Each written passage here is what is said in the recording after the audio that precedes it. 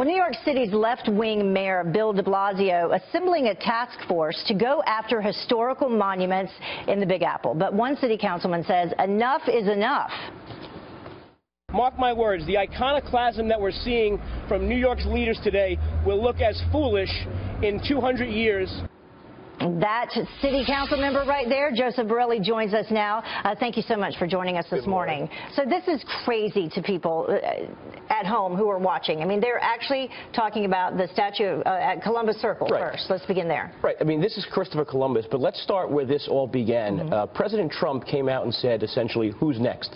And immediately the media downplayed and dismissed what he was saying as hyperbolic and crazy. Not 12 hours went by when people actually started calling for Washington and Jefferson and others. And here in New York, the person on the chopping block is Christopher Columbus, someone who means so much to the Italian-American community of this city.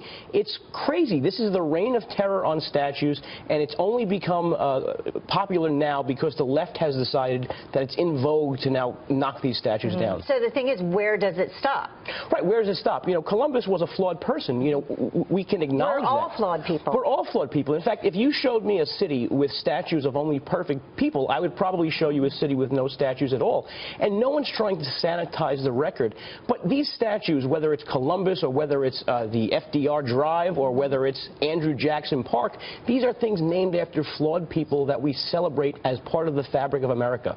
Did you have an opportunity to ask him about Ulysses R. Grant's tomb? Right. I mean, this is one of the most beautiful monuments in the city of New York. And at the time of his death, Grant's contemporaries honored him. He saved the Union. He preserved the United States of America. He's someone who his contemporaries gave him this monument in the hopes that posterity would recognize his greatness. We're not dismissing the things that he did were wrong, but we're celebrating the totality of his life as we should be celebrating the totality of the lives of so many of our country's leaders. Yeah. What happens if you just try to erase history as if it just didn't happen versus learning from it and moving forward? Right. What happens if this Columbus statue comes down? Does the island of Manhattan get reverted back to the indigenous people? Does the Battle of Gettysburg not get fought?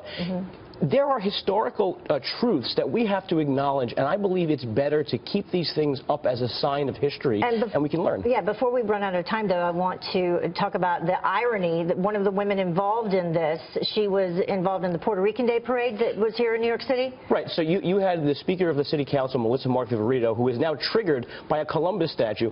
She was the one advocating for the terrorist, the convicted terrorist, Oscar Lopez Rivera. She wanted him to march as he did in the Puerto Rican Day Parade. Yeah. It's so absurd. She's against the Columbus statue, but she was in favor of that. Right. A Columbus statue that has been posing for tourists for the last 150 years is somehow offensive to her, but she couldn't see that the fact that a terrorist marching in a parade would be offensive to people like me. Crazy. All right. Joe, thank you so much for joining us. Appreciate you bringing all of this to our attention.